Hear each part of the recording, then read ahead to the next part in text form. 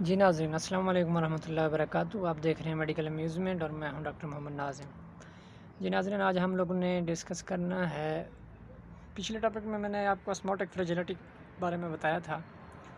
तो osmotic fragility को discuss करने से पहले हम लोगों ने स्फीरोसाइटोसिस की थी, क्योंकि हम मेम्ब्रेन डिफेक्ट्स जो of the red blood cells जो है उनको कर रहे थे। तो उसमें मैंने आपको फिर बताया था कि ऑस्मोटिक फ्रेजिलिटी क्या है। तो ऑस्मोटिक फ्रेजिलिटी को समझाने के लिए फिर मैंने एक और वीडियो बनाई थी। तो मैंने फिर आपको ये बताया कि स्फीरोसाइटोसिस जो है वो, उसमें जो स्फीरोसाइट्स बनते हैं वो जाके स्प्लीन में टूट जाते हैं। अब ये जो टाइप है ये है एक्स्ट्रा वस्कुलर हीमोलाइसिस। तो आज हम लोगों ने जो चीज़ डिस्कस करनी है वो ये करनी है कि एक्स्ट्रा वस्कुलर हीमोलाइसिस क्या है और इंट्रा वस्कुलर हीमोलाइसिस क्या है। तो मैं आपको ये बताता चलूँ कि जो भी रेड ब्लड सेल्स की रिस्ट्रिक्शन अगर वेसल्स में होगी, वेसल्स से मुराद है आर्टरीज़, वेन्स, कैपिलरीज़, मतलब किसी आर्गन के अलावा अगर सर्कुलेशन में होगी तो वो होगी इंट्रावेस्कुलर हीमोलाइसिस। और जो होगी किसी भी आर्गन में, लिवर में हो, स्प्लीन में हो, तो उसे हम कहेंगे कि इंट्रावेस्कुलर हीमोलाइसिस है।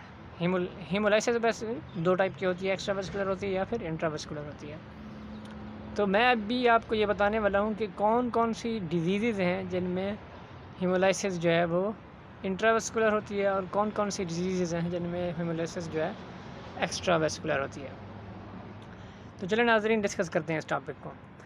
जो इंट्रावेस्कुलर हीमोलाइसिस है, बेसिकली कोई भी प्रॉब्लम जो अगर हो रही है सर्कुलेशन में तो उसे जो डिस्ट्रक्शन होगी रेड ब्लड सेल्स की तो वो होगी इंट्रावेस्कुलर हीमोलाइसिस। जैसा कि हमारे पास है कि हमारे पास आ जाती हैं थर्मल बर्न्स। अगर फ़र्ज़ कर लें कोई जल गया है बंदा तो उसकी वजह से रेड ब्लड सेल्स की डिस्ट्रक्शन होगी, ये भी इंट्रावेस्कुलर है। और इसके अलावा अगर हमारे पास आ जाती हैं ब्लड ट्रांसफ्यूजन कर रहे हैं, उसमें रेड ब्लड सेल्स जो हैं इनकम्पैटिबिलिटी हो जाती है। जैसे कि ए ब्लड ग्रुप को बी ब्लड ग्रुप लगा दिया तो इसकी वजह से भी कोआगुलेशन होगी और रेड ब्लड सेल डिस्ट्रक्शन होगी, ये भी इंट्रावेस्कुलर है। इसके अलावा हमारे पास अगर कोई भी हो जाता है, सेप्सिस हो जाती है, सेप्सिस कोई भी इन्फेक्शन हो जाता है, इन्फेक्शन की वजह से वहाँ पे जो भी डिस्ट्रक्शन होगी वो भी इंट्रावेस्कुलर होगी। और इसके अलावा अगर हमारे पास कोई स्नेक होता है, स्नेक ने अगर बाइट किया तो उसकी वजह से भी रेड ब्लड सेल डिस्ट्रक्शन होती है। तो ये रेड ब्लड सेल की डिस्ट्रक्शन जो होगी ये भी इंट्रावेस्कुलर होती है, ठीक है ना। तो इसके अलावा हमारे पास है, अगर हम लोग कोई और ऐसी चीज़ जैसे कि हमारे पास है ब्लड, हम हार्ट में कोई ट्रांसप्लांट करते हैं, वाल्व वगैरह आर्टिफिशियल वाल्व लगाते हैं, तो उसमें भी वो जब red blood cells artificial valve से टकराते हैं तो वो डैमेज हो जाते हैं और टूट जाते हैं। तो ये भी एक किस्म की इंट्रावेस्कुलर हीमोलाइसिस है। तो अब देखते हैं कि एक्स्ट्रा वेस्कुलर हीमोलाइसिस कौन जो है ना वो कौन कौन सी, उसमें कौन कौन सी बीमारियां आ जाती हैं।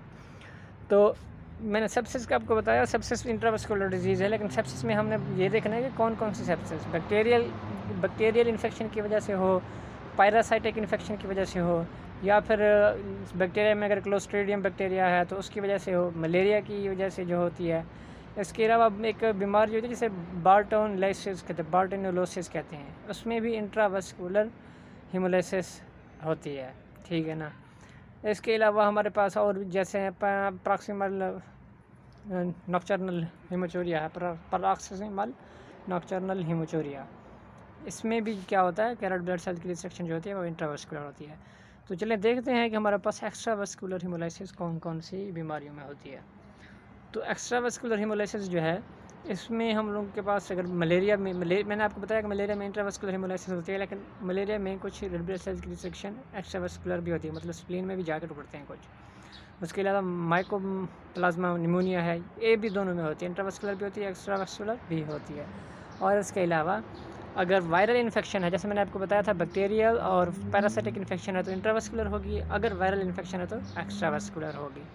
इसके अलावा इन्फेक्शियस मोनोन्यूक्लियोसिस जो है, इसमें भी एक्स्ट्रावेस्कुलर हीमोलाइसिस होगी।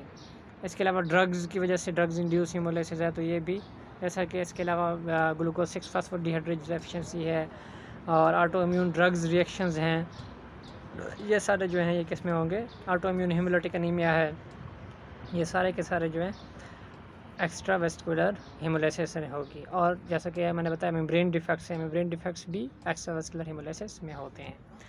अभी तक के लिए इतना ही। अपने चैनल को याद रखिएगा। तब तक के लिए इजाज़त दीजिए। अल्लाह हाफ़िज़।